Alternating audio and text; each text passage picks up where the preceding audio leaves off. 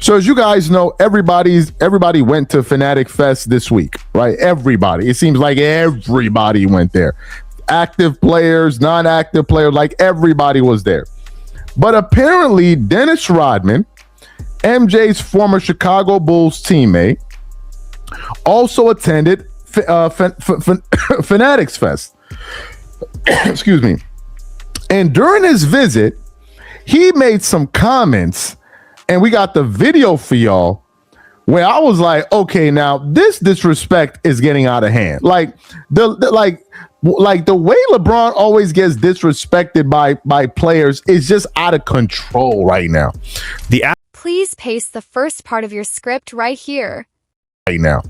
The absolute circus protecting LeBron James just suffered its most devastating blow on a live stage. While mainstream media continues to push the narrative that he is an unguardable basketball god, an actual defensive legend just completely destroyed that entire reality.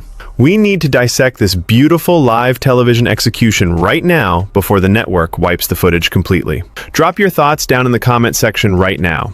Do you think Dennis Rodman would have completely locked up LeBron James, or are you still falling? So, check out this post. Let me play the audio for you guys.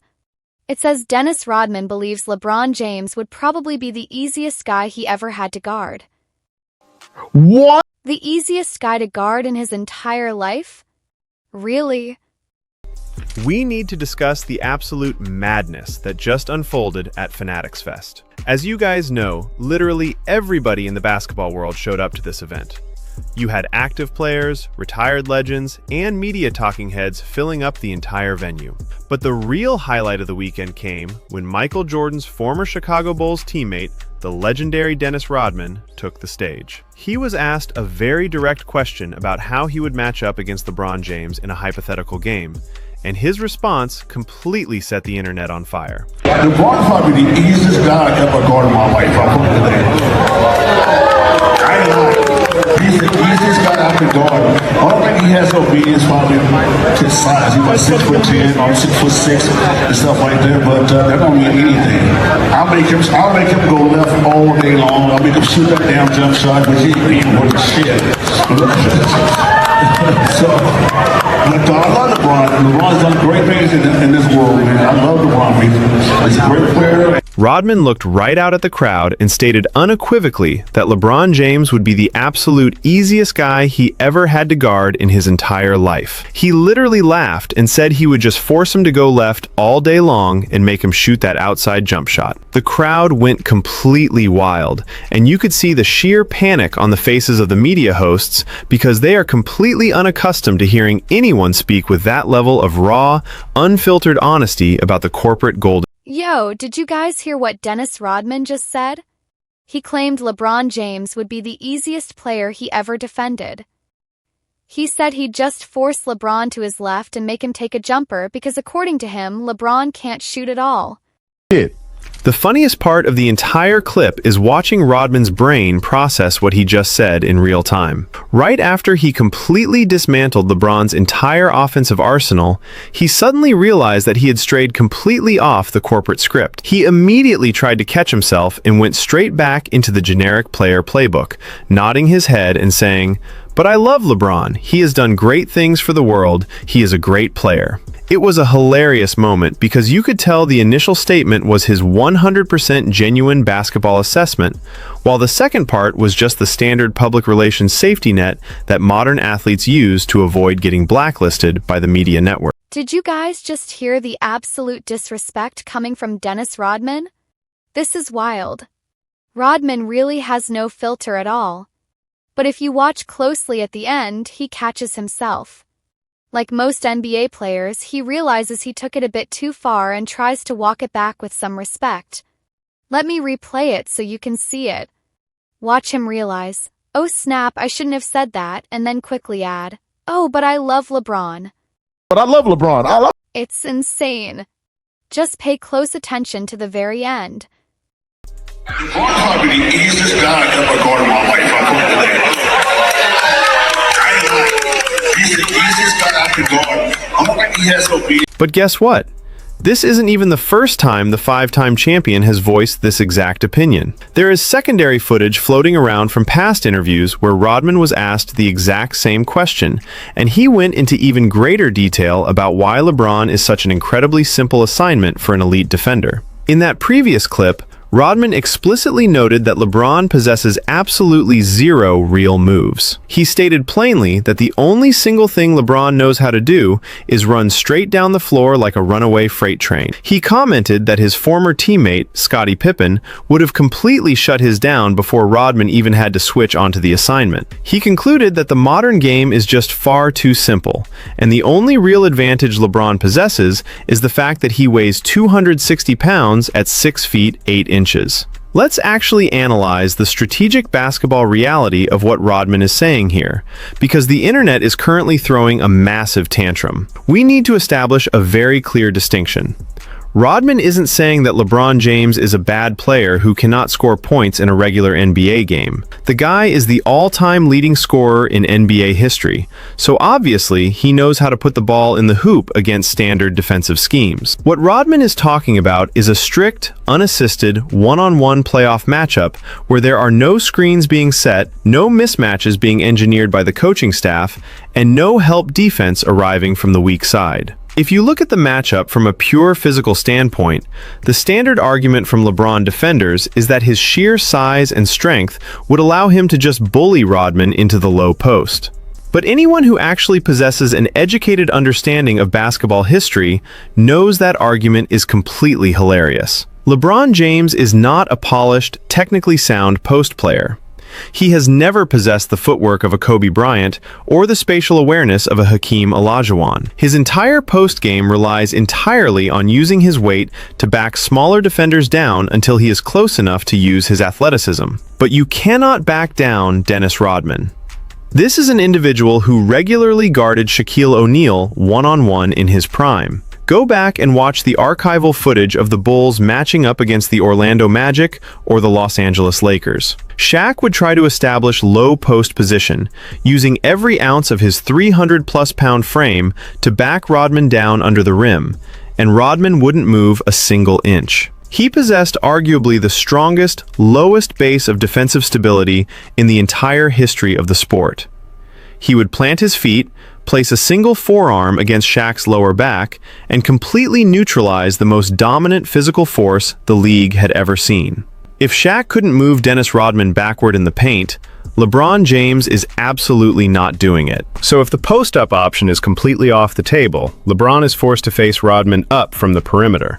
And that is exactly where Rodman's tactical blueprint becomes incredibly devastating. He notes that he would force him to go left all day long and dare him to shoot the outside jumper. If you look at the advanced historical scouting reports, this is the exact same defensive strategy that multiple championship coaching staffs have utilized to completely derail LeBron throughout his career.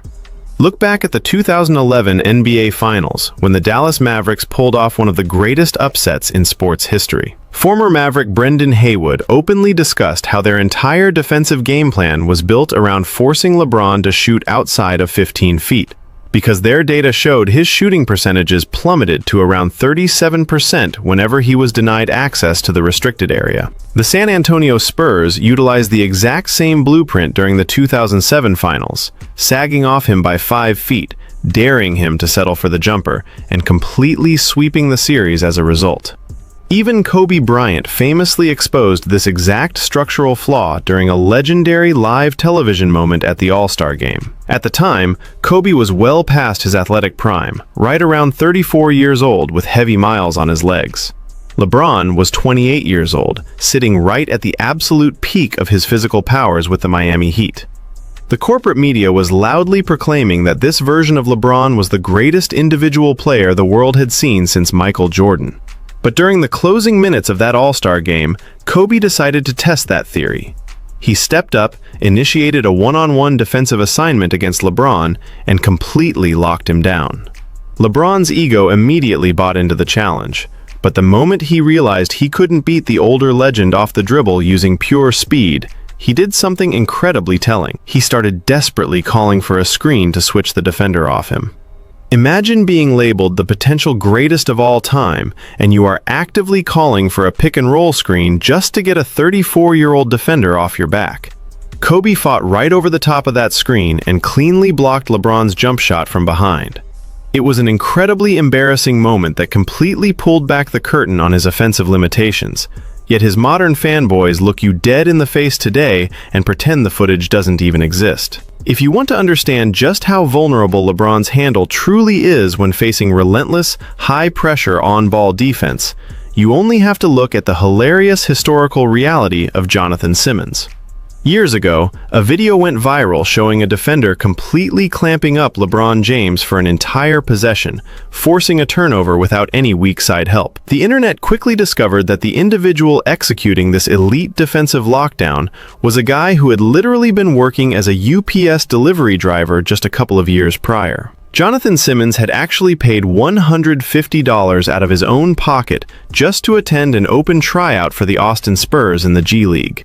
He managed to scrape his way onto the roster, earned a brief 10-day contract in the NBA, and suddenly found himself standing across the floor from the self-proclaimed king. He didn't care about the media hype, and he didn't care about the legacy. He just applied raw, physical, high-intensity perimeter pressure, and LeBron completely folded under the tension. When you have actual footage of a former mail delivery worker forcing you into a baseline turnover because you don't possess the necessary perimeter moves to handle his pressure, Dennis Rodman saying you are an easy assignment isn't disrespect. It is a highly accurate basketball diagnosis. The entire narrative surrounding LeBron's career right now has shifted completely away from basketball execution and entered the realm of reality television. Just look at the breaking news reports that surfaced this week from veteran NBA insiders. The media was heavily pushing a narrative that the Philadelphia 76ers were actively pursuing LeBron in free agency to build a brand new Eastern Conference powerhouse. But the report concluded that the move was completely unrealistic because of his family infrastructure in Southern California.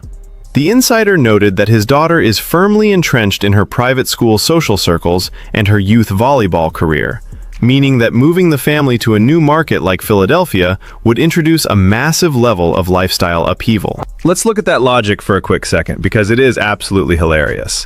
We are talking about a professional athlete who is supposedly driven by an insatiable desire to win championships and chase the ghost of Michael Jordan.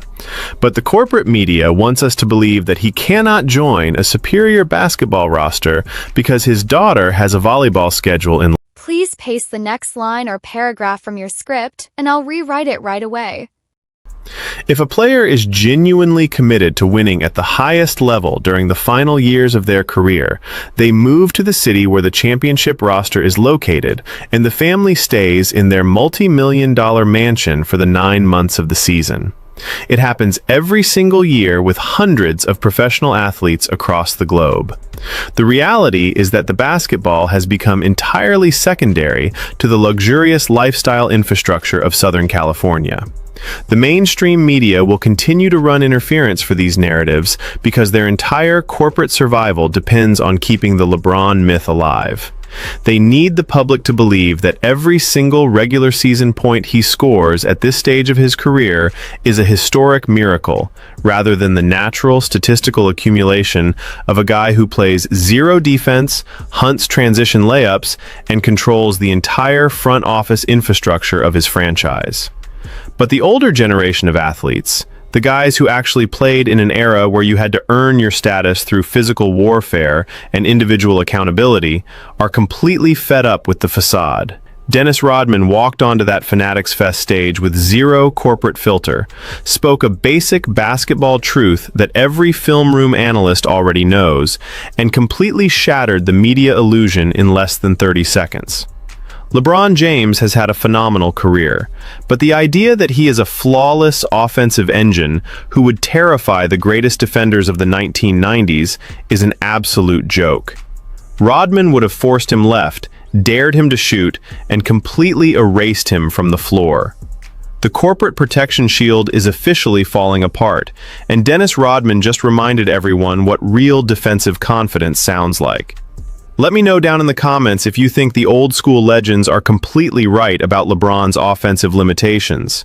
If you appreciate honest sports breakdowns without the corporate bias, hit that like button and subscribe right now. See y'all